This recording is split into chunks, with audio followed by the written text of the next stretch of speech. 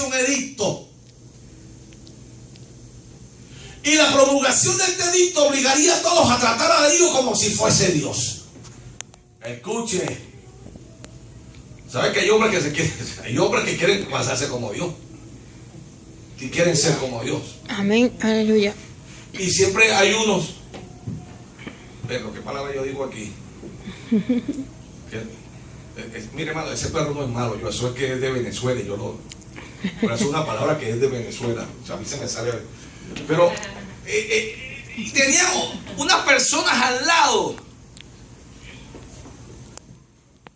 que lo que querían era ganarse el favor. Vamos a ponerlo así: querían ganarse el favor del rey. Eso es lo que querían ellos. O sea,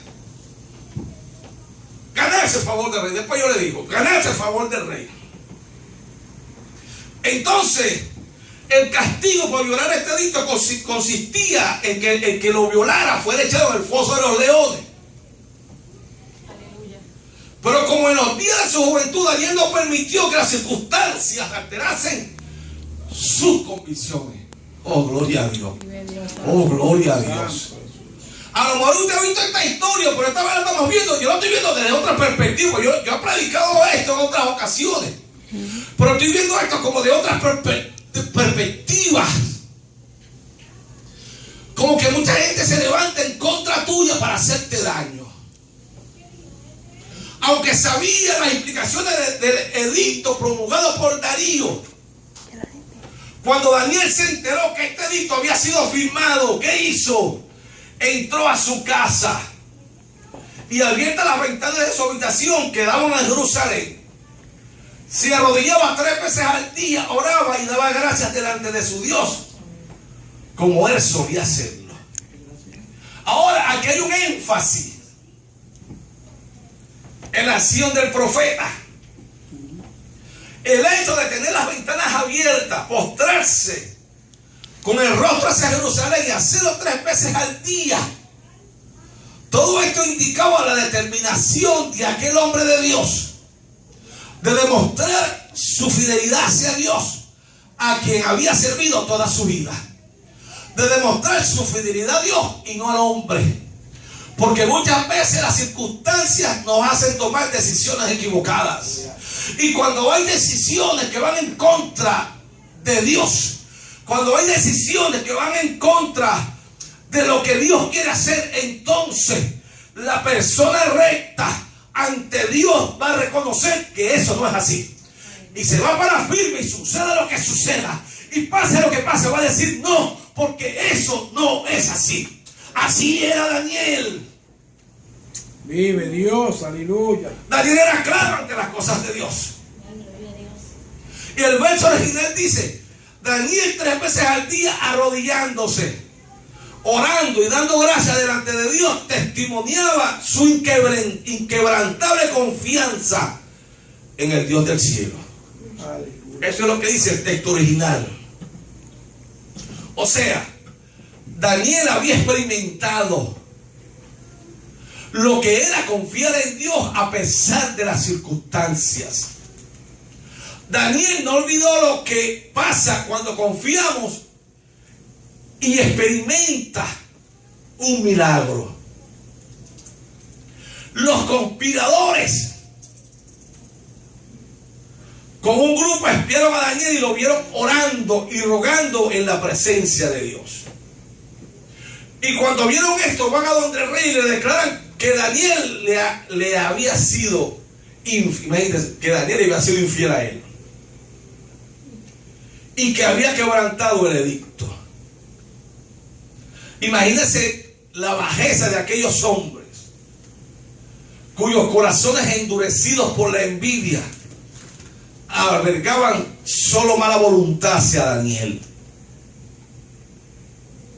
Aunque el rey quiso salvar a Daniel, fracasó en su intento de salvar a Daniel. Entonces él ordenó que Daniel fuese traído para que la sentencia fuese ejecutada. Y después que Darío se dictó la sentencia, le expresa algo personal a Daniel. y le dice: Daniel, el Dios tuyo, a quien tú continuamente sirves, Él te libre. ¿Y qué sucedió? La boca de los leones había sido cerrada para que no hicieran daño al profeta de Dios.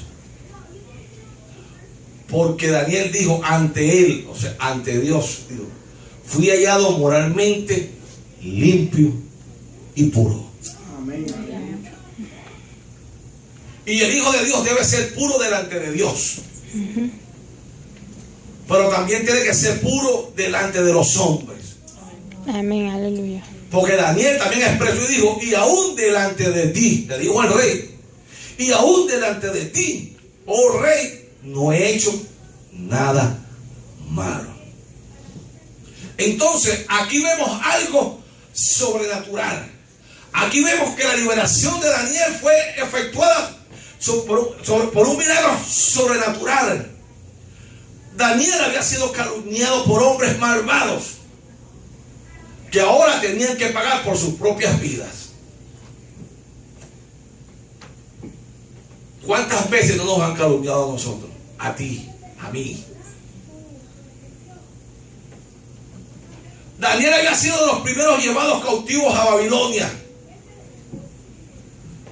Y Daniel, sabiendo que habían pasado unos cuantos años desde el día en que fue llevado a la corte de Nabucodonosor, entonces él comienza a investigar en las escrituras para saber con precisión la fecha en que terminaba la cautividad. Porque él dice: miré ante los libros atentamente. Y Daniel llegó al pasaje donde Jeremías revelaba la duración exacta de la cautividad de Babilonia. Y lo lee. Y cuando él lee que está en la fecha que ya es fin de la cautividad, entonces se dispone a orar por su pueblo. Y dice: y volví mi rostro a Dios el Señor, buscándole en oración y ruego, en ayuno, silicio y ceniza. Y oré a Jehová mi Dios e hice confesión diciendo: ahora, Señor, Dios grande, digno de ser temido, que guardas el pacto y la misericordia con los que te aman y guardan tus mandamientos, ayunando y clamando por su pueblo, por su libertad.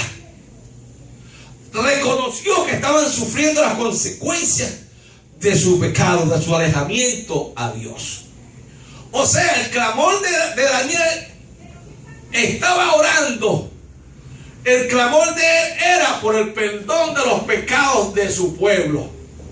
No era ni por él mismo, él estaba orando porque sabía que el pueblo de Dios estaba pasando lo que estaba pasando porque le fueron infieles a Dios. Aleluya. Entonces Daniel empieza a orar por su pueblo. Se dispuso a perseverar en su clamor. Porque él no tuvo un tiempo de ayuno, de oración. Su vida fue un clamor perseverante por su pueblo. Y sus súplicas fueron oídas. Son años que venimos orando y continuaremos orando hasta ver a Dios obrando. No paremos, no desmayemos